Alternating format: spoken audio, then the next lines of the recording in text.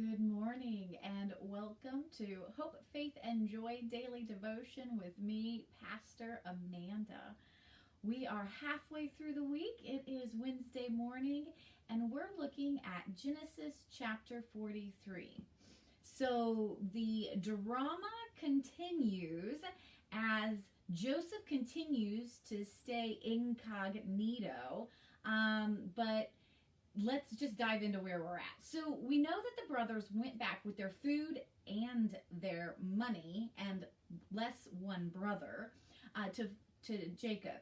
And when they arrived, Jacob was unwilling to let Benjamin go back to Egypt because he was afraid he would lose his youngest son. And of course, one of his favorites, because Rachel had only two children, Joseph and Benjamin, and Jacob already lost one of his favorites, so he's not going to lose a second. So he's like, not sending them. So in chapter 43, we find that, let's just say, the rations have gotten low and they need food. And he goes to his sons, go back to Egypt. And the sons remind him, this guy told us that we cannot show up unless we bring our youngest son. And then there comes to this kind of like, why did you say this game? Why did you tell him all of this? And then the brothers were like, he asked us direct questions. You know, no bells go off or anything. He asked us about our father specifically and if there was a younger son. But it doesn't make sense to them right now. To us it does, but to them it didn't make sense. But they're like, we had to answer these direct questions. There was no way around it. And what I find interesting is in this time, Judah steps up and says, I'll be responsible for Benjamin.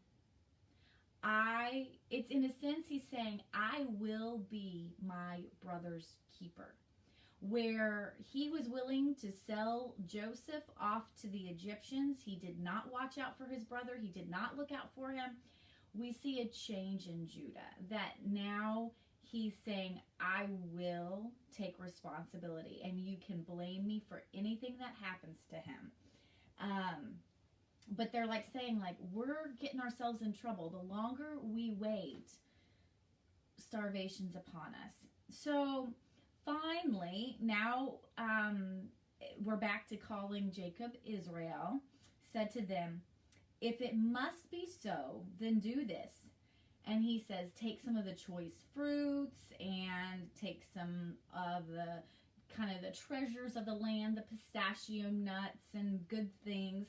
And then take the money that was supposed to pay for the first round and then take more money for the second round, just in case there was an oversight or something happened. He's like, so we're going to bring gifts and we're going to bring double the amount of money just to make sure that nothing, we don't get in trouble, so to speak. And then take your brother. And then he kind of sends a blessing with them. In verse 14, he says, may God Almighty grant you mercy before the man, so that he may send back your other brother and Benjamin. As for me, if I am bereaved of my children, I am bereaved. So it just goes to show how much of Joseph's life, Israel's life, is wrapped up in his children. And so we do see he does have a great love for all of his children, but he still does have his favorites. So then we're back on our way to Egypt, and we start to see another side of Joseph. It says in verse 16, when Joseph saw Benjamin with them, he said to the steward, bring them into the house. But it also, he starts to show a softer side. We start to see this sense of like his love for his own brother. And what he does is once he sees Benjamin, he's like, they're going to eat with me, so prepare a meal. So should kind of make everybody's little going like, what's going on here? What's going on here? And so the brothers are actually invited to Joseph's house instead of the area where he does his selling. But they are now in Joseph's house, and they are like the look like radar goes off. What did we do? Oh my gosh! So as soon as they get to the door, there's a steward there, and they said there must have been a mistake. We brought back the money. We brought back more money. We brought back gifts for you. Like, please, please, please, please. And the steward goes, I don't know what you're talking about. I got paid. I'm good. And so, like, there's a sense of confusion as to what's happening, what's going on here. And so what they do is the brothers then go in to meet Joseph, and again, they bow down to him. So we have that dream recalling that his brothers would bow down to him. So we're seeing this happen again. And what is the first thing he does? He asks about their father's welfare.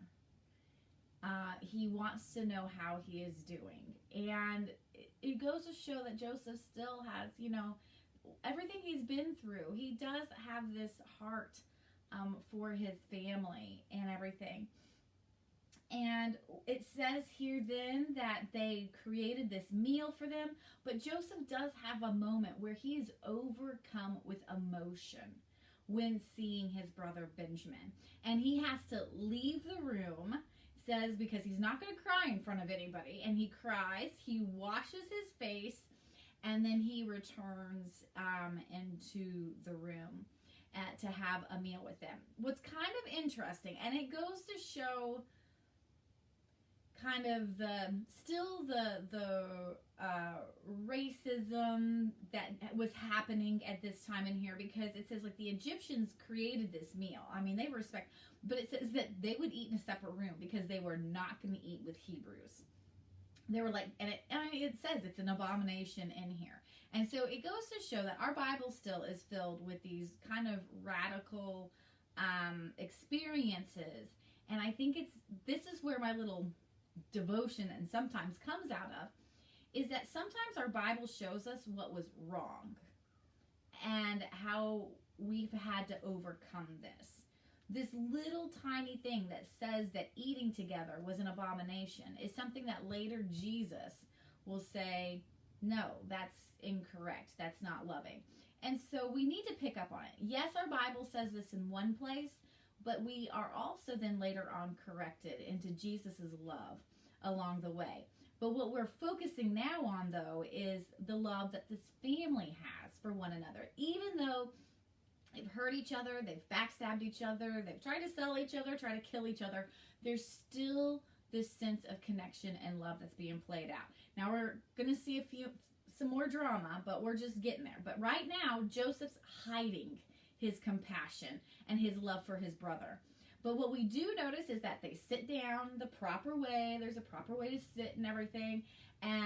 But it says that Benjamin got 5 times as many portions as anyone else from Joseph's table. But no matter what, they drank and were merry with him. It says, I find that so interesting that they were merry together. They were able to still enjoy each other's presence. They were able to enjoy their time together.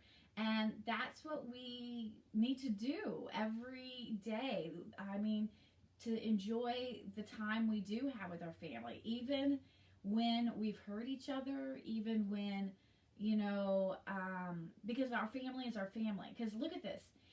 It does kind of show how lonely Joseph must have been, because they would have known that he was a Hebrew in charge of everybody. People weren't going to eat with him. They were going to leave him alone. So just think about how lonely that would have been for Joseph, that the Egyptians would never eat with him, that they would always leave him on his own because it was an abomination to him. So just think of how his heart was being shaken in this moment to finally have people who would enjoy his company. And so it's important to realize that too. And I mean, if we take it to the next step, who do we need to spend company with? Who do we need to spend time with? Who just needs a little bit of time and attention to be heard, because maybe others are pushing them aside or rejecting them. And that can drive us to be more like Christ, more like Jesus, by going to those who are rejected by others and spending some time with them. And so put that into your journal writing time. Who could you be spending time with that needs it? So thanks for joining me, Pastor Amanda, with Hope, Faith, and Joy Daily Devotion. And I look forward to seeing you tomorrow. Have a great day. Bye.